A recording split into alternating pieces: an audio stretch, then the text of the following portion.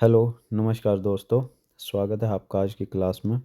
और आज हम जैसा कि हमने पहले बात की थी कि हम यूनिट वाइज अपनी जो पढ़ाई है वो शुरू करेंगे, तो आज हम फर्स्ट यूनिट को लेकर के चलेंगे। तो इसके अंदर जो जो भी टॉपिक्स हैं बोर्ड की तरफ से रिकमेंडेड कि आपको यूनिट वाइज ये टॉपिक आने चाहिए, तो उसके हिसाब से हम जो अपनी स्टडी है वो शुरू करेंगे। तो आपकी जो दो बुक्स हैं, एक माइक्रो इकोनॉमिक्स और दूसरी मैक्रो इकोनॉमिक्स। तो जो आपकी फर्स्ट बुक है माइक्रो इकोनॉमिक्स, हम उसकी फर्स्ट यूनिट है जिसमें इंट्रोडक्टरी पार्ट है, economics, micro economics, normative positive economics और टाइप्स ऑफ इकोनॉमी। तो ये सब चीज़ें हम यहाँ पर कवर करने वाले हैं। तो मेनली जो हरियाणा बोर्ड है वो आपसे क्या डिमांड करता है कि इस यूनिट में से जो आपको 5 जो मेन चीज़ें हैं वो आपको आनी चाहिए। तो पहली क्या है कि इकोनॉमिक्स क्या है, ठीक है। और दूसरी आपको माइक्रो और मैक्रो इकोनॉमिक्स, इन दोनों के बारे में जानकारी हो। और जो तीसरी चीज़ है जो आपको बोर्ड कहता है कि आपको positive economics and normative economics है उसके बारे में जानकारी हो। चौथी जो चीज़ है types of economy.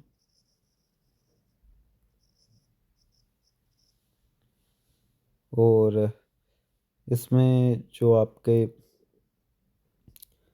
Types of economy में जो दो मेन इकोनॉमी है उनके बारे में जो है बोर्ड की तरफ से बोला गया है कि आप इनके बारे में आपको पता हो। एक है आपकी जिसको हम सेंट्रली प्लान्ड इकोनॉमी कह लें, ठीक है। और दूसरी है आपकी मार्केट इकोनॉमी। तो ये दो इकोनॉमी के बारे में आपको पता होना चाहिए, सेंट्रली प्लान्ड इकोनॉमी और दूसरी मार्केट इकोनॉमी। तो ये 5 जो मुख्य टॉपिक हैं हमने स्टडी करने हैं हमने इस यूनिट के अंदर। तो वन बाय वन हम इसको लेकर के चलेंगे। तो आगे जो बोर्ड के द्वारा जो नोटिफिकेशन है या यूँ कह लीजिए जो सिलेबस डिसाइड है वो भी मैं आपको यहाँ पर दिखा देता हूँ कि बोर्ड आपसे जो क्या क्या है वो डिमांड करता है। तो यूनिट वाइज आप यहाँ पर देख सकते हैं। पहले जो यूनिट है उसमें से क्या है कि मीनिंग ऑफ इकोनॉमी आपको पता हो, माइक्रो और मैक्रो इकोनॉमिक्स, पॉजिटिव नॉर्मेटिव और टाइप्स ऑफ इकोनॉमी में plan, centrally plan market and जो लास्ट वन है central problem of an economy. ये भी मुख्य बिंदु है इस चैप्टर में जिसको हमने ध्यान से करना है। इन्हीं में से आपके जो बेसिक क्वेश्चन है 1 मार्क्स के हमने पहले देखा भी था कि जो आपकी फर्स्ट यूनिट है 4, आई थिंक 4 या 6 मार्क्स की या 4 की। तो इसमें से नॉर्मली जो एक डेफिनेशन बनती है, डेफिनेशन टाइप क्वेश्चन 2 नंबर का या 3 नंबर का। और फिर आपके जो छोटे क्वेश्चन है एमसीक्यू या वन वर्ड टाइप के क्वेश्चन है 1-2 वो बनेंगे। तो इस हिसाब से ये आपको जो चैप्टर है वो करना है। तो शुरू करते हैं हम अपने जो पहला टॉपिक्स है, मीनिंग ऑफ इकोनॉमिक्स, अर्थशास्त्र का अर्थ क्या है। तो देखिए पहले तो मैं आपको ये जो पिक्चर है शो करता हूँ। इसमें आप देखिए पिक्चर, आपको इमेज है, ये क्या आपको बता रही जैसे हम आसपास कोई कन्वर्सेशन हो रही हो, आपने क्लास में भी देखा होगा अगर दो बच्चे बात कर रहे हैं तो हम अंदाज़ा लगाते हैं कि इस टॉपिक पे बात हो रही होगी। थोड़ा बहुत हम सुनते हैं, थोड़ा बहुत हम उनके जो एक्सप्रेशन है उनसे अंदाज़ा लगाते हैं। तो ये आप ज़रा ध्यान से इस जो इमेज है इसको देखिए और कमेंट में बताने की कोशिश कीजिए कि ये इमेज क्या डिपिक्ट कर रही है, क्या मतलब शो कर रही है। फिर हम आगे जो अपना टॉपिक है उस पे भी चलेंगे। तो यहाँ पर 5 सेकंड मैं आपको दे रहा हूँ, जल्दी से सोचिए और वीडियो को पोस्ट करके बताइए। तो आई थिंक आपने सोचा होगा। देखिए किसी भी चीज़ को देखने के या उसको समझने के हमारे अलग अलग नज़रिए होते हैं। तो ये जो पिक्चर है क्या, कि दो बच्चे लगा लीजिए कि वो खड़े हैं और कुछ खरीदने की कोशिश कर रहे हैं, पर अगर एक्सप्रेशन देखें तो परेशान भी नज़र आ रहे हैं। तो परेशान किस लिए हो सकते हैं, क्यों परेशान हो सकते हैं? हम अक्सर बाज़ार में कुछ खरीदने जाते हैं, हमारे सामने बहुत सारे ऑप्शन होते हैं, हम परेशान क्यों होते हैं? एक चीज़ की वजह से, और भी हो सकती हैं बहुत सारी चीज़ें, पर एक ये भी हो सकती है कि हमारे पास जो पैसे हैं, धन है, वो कम है। उसकी वजह से एक जो परेशानी है वो हो सकती है। ठीक है? फिर हम क दिमाग का इस्तेमाल करते हुए फिर जो धन है कि उसको किस चीज़ पर हम लगाएँ, फिर ये सोचते हैं कि कौन-सी चीज़ हमें बाय करनी है, कौन-सी नहीं करनी। ये होता है या नहीं? होता है, सबके साथ होता है। तो जनरली ये जो फिनोमेना है, ये जो प्रोसेस है, इसी की जो स्टडी है ना, वो इकोनॉमिक्स करती है। तो अगर आप देखोगे पहला जो आपका टॉपिक था, मीनिंग ऑफ इकोनॉमिक्स, अर्थशास्त्र क्या है, तो वो यही है कि ये जो प्रोसेस है या ये जो स्टडी कह लें, ये जो अध्ययन है, किस चीज़ का अध्ययन, कि हमारे पास जो हमारी वांट्स हैं, वांट्स हमारी क्या है या नीड्स हमारी क्या है, अनलिमिटेड है। ठीक है? कोई अंत ही नहीं है। आप बाज़ार में निकले पैसे लेकर के, आपको खाने के लिए बहुत सारी चीज़ें चाहिए, आपको अलग अलग जो शॉप्स हैं, स्टोर्स हैं, उनमें आपको फिर क्लोथ्स दिख जाते हैं, आपका मन उनको लेने का भी करता है। ठीक है? तो फिर स्नैक्स में कोई और बहुत सारी जो वहाँ पर स्ट्रीट जो वेंडर्स होते हैं, उनके पास काफ़ी अलग अलग जो चीज़ें आपको देखने को मिलती हैं, तो उनको खाने का या वहाँ से कुछ लेने का आपका जो मन है वो करता रहता है। और जनरली जो डिज़ायर क्या है, आप जिस एज में हैं कि आपके पास एक बढ़िया सा मोबाइल फ़ोन हो, और ज़्यादातर की चॉइस क्या है कि एप्पल का मोबाइल फ़ोन हो या एक बढ़िया लैपटॉप हो। अगर जो थोड़े बहुत बच्चे कंप्यूटर में स्टडी में इंटरेस्ट रखते होंगे तो वो सोचते होंगे कि एक बढ़िया सा लैपटॉप भी आ जाए, अच्छे ब्रांडेड कपड़े हों। तो आप सबकी कितनी, अगर आप काउंट करने बैठ जाओ तो नहीं काउंट कर पाओगे कि आपकी इच्छाएं कितनी हैं। अगर अभी इस टाइम पर आप काउंट कर पा रहे हो, तो फिर आप उन इच्छाओं को नहीं देख पा रहे, अगर वो पूरी होगी जो उसके बाद जन्म लेंगे। तो अनकाउंटेबल है, कभी पूरी ही नहीं होती। आपके पास कुछ चाहते हो वो आ गया, तो नई जो इच्छाएं हैं वो जन्म ले लेती। तो ये जो सिलसिला है ना वांट्स का, इच्छाओं का, चलता रहता, ख़त्म ही नहीं होती। पर अगर हम देखें इन सब को पूरा करने के लिए जो रिसोर्सेज होते हैं, ठीक है, या जो हमारे पास वेल्थ होती है, जो हमारे पास धन है, ये क्या होता है, लिमिटेड। बाज़ार इतना बड़ा है, बहुत सारी चीज़ें हैं जो इनको खरीदनी, पर धन क्या है, लिमिटेड है। यानी रिसोर्सेज क्या हैं, लिमिटेड है इनको प्राप्त करने के, इन अनलिमिटेड वांट्स को पूरा करने के लिए। तो इकोनॉमिक्स क्या कर रही है, इन्हीं दो चीज़ों को स्टडी कर रही है, और ये आपको बता रही है कि अगर आपकी इच्छाएं अनलिमिटेड हैं, असीमित हैं, कैसे आपको सोचते हुए, मतलब कैसे आपको विवेकपूर्ण तरीके से, सेंसिबल तरीके से सोचते हुए अपने रिसोर्सेज को लगाना है, कि वो जो लिस्ट है, एक लंबी लिस्ट है अनलिमिटेड वांट्स की, ठीक है, उनमें से किन को प्रायोरिटाइज करें, किन को पहले पूरा करें, या ज़्यादा से ज़्यादा इच्छाओं को, वांट्स को, नीड्स को कैसे हम पूरा करें। तो इकोनॉमिक्स एक तरीके से इसी चीज़ को स्टडी करता है। आई होप आपको ये पता लगा होगा कि इकोनॉमिक्स है क्या असल में। जो एक जनरल जो डेफिनेशन है इकोनॉमिक्स की, वो क्या बनती है। अगर हम देखें, इकोनॉमिक्स एक बहुत वास्ट, एक बहुत बड़ा सब्जेक्ट है जिसमें 20-22 ब्रांचेस आती हैं। ठीक है, मैं यहाँ पर आप बात कर रहा हूँ एक जनरल डेफिनेशन की। इकोनॉमिक्स मतलब अगर हम बेसिक से समझे तो इकोनॉमिक्स है क्या। हम एक वीडियो ये भी बनाएंगे जिसमें जो अलग अलग इकोनॉमिक्स हैं, अलग अलग स्कॉलर्स हैं, उन्होंने जो इकोनॉमिक्स की जो डिफरेंट डेफिनेशंस हैं वो दिए हैं। उसके अकॉर्डिंग भी हम इकोनॉमिक्स के इवोल्यूशन है कि कैसे इकोनॉमिक्स का जो स्वरूप है या जो पढ़ने का तरीका या उसको समझने का या उसको देखने का जो तरीका है वो कैसे बदलता गया टाइम के साथ साथ। स्टार्टिंग में इकोनॉमिक्स कैसी थी, उसको कैसे देखा जाता था, तो ये सब चीज़ें भी हम धीरे धीरे करेंगे। तो ये एक जनरल डेफिनेशन, एक जनरल ओवरव्यू मैंने आपको इकोनॉमिक्स का दिया है कि इकोनॉमिक्स क्या है। तो शॉर्ट में अगर बात करें कि इकोनॉमिक्स एक सब्जेक्ट है जिसमें हम यह स्टडी करते हैं कि कैसे अनलिमिटेड वांट्स को लिमिटेड रिसोर्सेज से कैसे पूरा करें।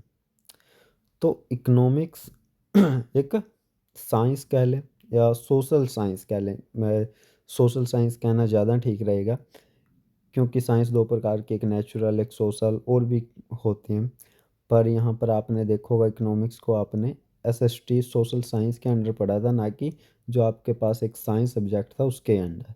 तो जो आपने वो साइंस पढ़ी, फिजिक्स केमिस्ट्री बायो, वो नेचुरल साइंस के अंतर्गत आती हैं, और बाकी जो आपने हिस्ट्री ज्योग्राफी इकोनॉमिक्स ये सोशल साइंस के अंडर आती हैं। तो इकोनॉमिक्स एक सोशल साइंस है जिसमें हम यह स्टडी करते हैं कि कैसे अनलिमिटेड वांट्स को लिमिटेड रिसोर्सेज से पूरा किया जाए। तो आई होप आपको ये जो इकोनॉमिक्स है ये पता चला होगा कि इकोनॉमिक्स होती क्या है। उसके बाद डेफिनेशन है, ये आपसे मैं पूछता हूँ कि इकोनॉमिक्स क्या है, हमने अभी बात कर ली। तो ये डेफिनेशन आप खुद से एक बार दिमाग में दोहराएं कि इकोनॉमिक्स क्या होती है। साथ साथ मैं भी आपके दोहराता हूँ कि इकोनॉमिक्स एक सब्जेक्ट है, ठीक है, जिसके अंतर्गत हम यह स्टडी करते हैं कि कैसे अनलिमिटेड वांट्स को लिमिटेड रिसोर्सेज से पूरा करें। हाँ, क्लियर। इकोनॉमिक्स क्या है? एक सब्जेक्ट जिसके अंतर्गत हम स्टडी करते हैं, क्या स्टडी करते हैं कि कैसे लिमिटेड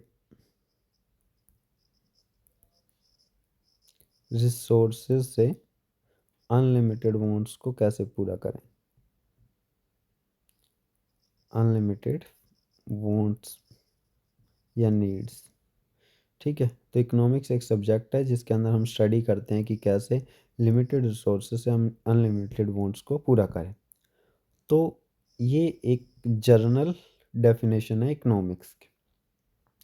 उसके बाद अगर हम देखें कि ये यहाँ से आप इसको स्क्रीनशॉट लेकर के आप लिख सकते हो, नोट्स के रूप में इसको बना सकते हो अपनी कॉपी में। एक जनरल डेफिनेशन है इकोनॉमिक्स की, ये आप यहाँ से नोट कर सकते हो, ठीक है।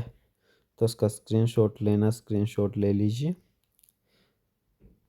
तो उसके बाद हम जैसे ही हम आगे बढ़ते हैं तो फिर बात आती है कि इकोनॉमिक्स को अलग अलग पार्ट्स में डिवाइड करने की। मैंने जैसा कि ऑलरेडी आपको बताया, इकोनॉमिक्स एक बहुत बड़ा विषय है जिसमें आगे जा कर के अगर आप डीपली पढ़ते हो तो बहुत सारी जो ब्रांचेज हैं उसके बन जाती है। इकोनोमेट्रिक, स्टैटिस्टिक जो पार्ट है, पब्लिक इकोनॉमिक्स, इंफ्रास्ट्रक्चरल इकोनॉमिक्स, पता नहीं यूनिट इकोनॉमिक्स, पता नहीं क्या क्या जो आप इसके अंतर्गत है जो स्टडी करते हो, माइक्रो मैक्रो जो मेन ब्रांचेस हैं इसकी। तो टोटली वो 20-22 जो ब्रांचेस हैं वो इकोनॉमिक्स की बनती हैं। तो इसमें अगर हम देखें जो दो मेन ब्रांचेस हैं जिनकी बात होती है, ठीक है, मैंने आपसे पहले भी पूछा था, आपने देखा होगा कि उस इकोनॉमिक्स का नाम बताएं जिसने माइक्रो और मैक्रो इकोनॉमिक्स को अलग अलग किया। कमेंट में ज़रूर लिखना उस इकोनॉमिक्स का नेम सर्च करके। ये क्वेश्चन कई बार पूछा भी गया है, तो ये आपको पता होना चाहिए, ठीक है। उसके बाद देखें माइक्रो एंड मैक्रो इकोनॉमिक्स। तो यहाँ फिर से आप इस जो इमेज है इसको ध्यान से देखने की कोशिश कीजिए। इसमें दो चीज़ें आपको क्या दिखाई दे रही हैं। ठीक है, 2 बच्चे बड़े आपको दिखाई दे रहे होंगे, 2 बच्चे छोटे। ठीक है, वैसे अगर आपको इनका मीनिंग पहले से पता हो, micro, small, macro, big, large, ठीक है, तो यहाँ पर माइक्रो मैक्रो इकोनॉमिक्स को जो एक्टिविटीज़ हैं, बेस्ड ऑन एक्टिविटीज़ हमने 2 ब्रांचेस उसकी बना दी कि उन एक्टिविटीज़ का जो लेवल है वो क्या है। इकोनॉमिक्स हमने कहा कि स्टडी है, ठीक है। अगर इकोनॉमिक एक्टिविटीज़ की स्टडी स्मॉल लेवल पे की जाए, माइक्रो इकोनॉमिक्स है। अगर उन्हीं इकोनॉमिक एक्टिविटीज़ की स्टडी हम बिग लार्जर लेवल पर करें या एक होल इकोनॉमी के लेवल पर करें, मैक्रो इकोनॉमिक्स है। तो ये एक बेसिक सी डेफिनेशन या बेसिक सा जो डिफरेंस है माइक्रो और मैक्रो इकोनॉमिक्स में, ये आपने ध्यान रखना है। मैक्रो इकोनॉमिक्स, माइक्रो इकोनॉमिक्स, बड़े लेवल पर समस्याओं को देख रहे हैं, बड़े बच्चे हैं ना, तो बड़े तरीके से सोचेंगे।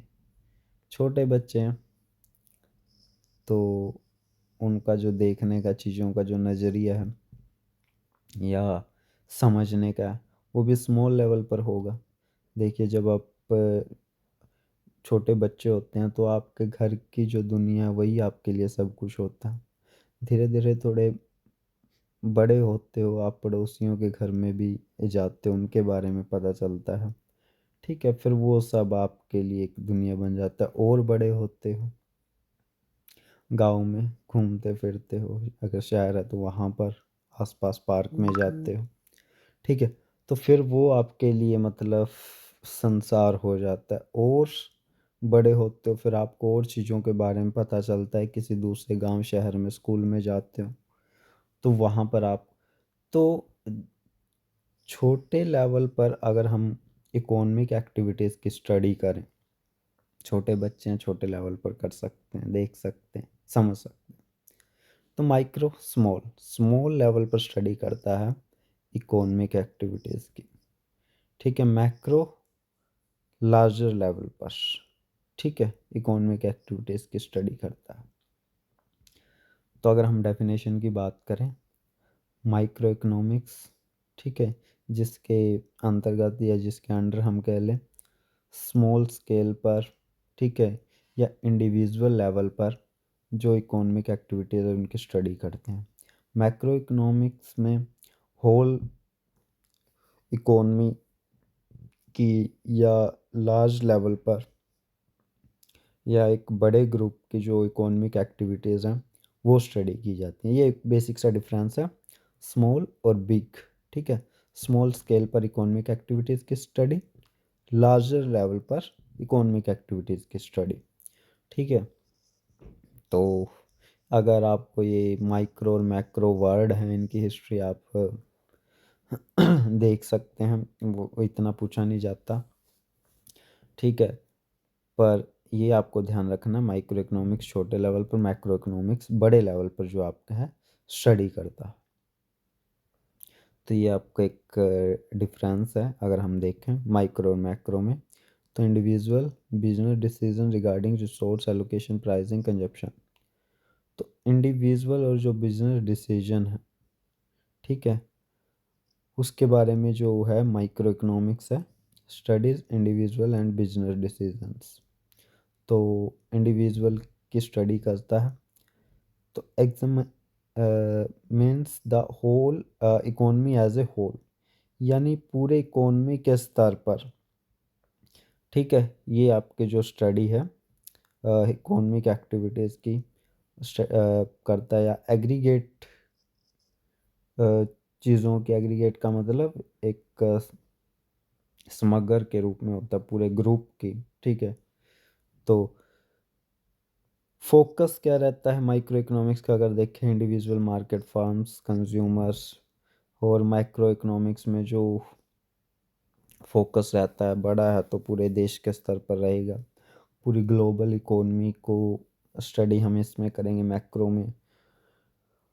क्वेश्चन क्या है इसमें, जो मेन जिनका सोल्यूशन ढूंढा जाता है कि जो प्राइस है वो कैसे सप्लाई और डिमांड को अफेक्ट करते हैं, और एक जो फर्म का, एक इंडिविजुअल फर्म का प्रॉफिट है वो कैसे डिटरमाइन होता है। बड़े लेवल पर बड़े क्वेश्चन होंगे कि इकोनॉमी ग्रोथ के कारण क्या हैं, कैसे इन्फ्लेशन कंट्रोल की जा सकती है, कैसे एग्रीगेट डिमांड, एग्रीगेट सप्लाई है वो अफेक्ट होती हैं। तो लार्जर लेवल पर जो एक पिक्चर है इकोनॉमी की वो मैक्रो इकोनॉमिक्स में देखी जाती है, स्मॉल लेवल पर माइक्रो इकोनॉमिक्स में। ये आगे एग्जांपल हैं, देख सकते हो आप। ठीक है, analysis level, small scale, large scale. तो ये सब चीज़ें आपने यहाँ पर देखनी। उसके बाद definition of micro and macro economics, तो ये हम पहले डिस्कस कर चुके हैं। अभी आप जो बच्चे हैं एक बार इसके बारे में सोचें और अपने मन के अंदर इसको दोहराएं। तो आज हमने यही दो चीज़ें हैं जिनके बारे में हमने किया। इसके बाद हम बाकी जो 3 टॉपिक बचते हैं, पॉजिटिव एंड नॉर्मेटिव, आज एक स्टार्ट क्लास लगा लीजिए। तो इसलिए ये 2 टॉपिक हम कवर कर रहे हैं ताकि आप इनको समझ सकें। फिर हम बाकी के आगे जो 3 टॉपिक हमारे बचते हैं, ठीक है, इनको भी हम डिस्कस करेंगे। Positive and normative economics, types of economy and central problem of an economy. तो ये 3 टॉपिक आपके बचते हैं जो हमने स्टडी करने हैं, ठीक है।